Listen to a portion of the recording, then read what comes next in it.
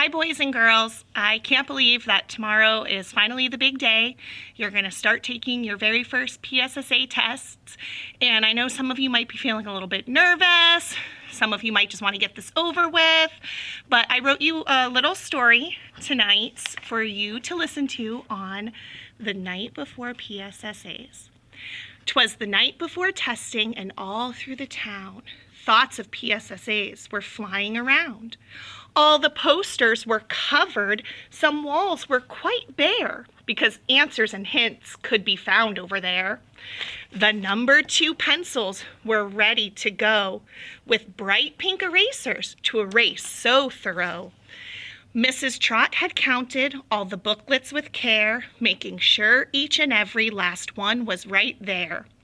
Mrs. Webb read her manual and knew just what to do, and she had stacks of scrap paper coming out the wazoo. Mrs. Barboni had witnessed all of their hard work by the students and teachers. She smiled a proud smirk. The code of conduct was reviewed with the class, because knowing these rules helped them know how to act. They shouldn't bring cell phones and should get lots of rest. They wouldn't share answers or talk about the test.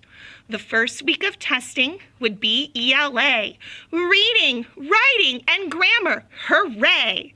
The next week would be devoted to math, fractions, geometry, multiplying, and graphs. Soon my children were all nestled, all snug in their beds, and visions of bubbles danced through their heads. There were still some butterflies, and some were still scared, even though they all were fully prepared. But they thought back to class and to what Mrs. Webb said. She believes in you all, and there's nothing to dread. And so came the tests. They came and they went. The practice and preparation was time well spent. And each student exclaimed as they turned in their test, I can honestly say that I tried my best. Boys and girls, that's all I can ask for you, that you give it your best. Don't let this stress you out, and I'll see you bright and early tomorrow morning. Have a good night, everyone.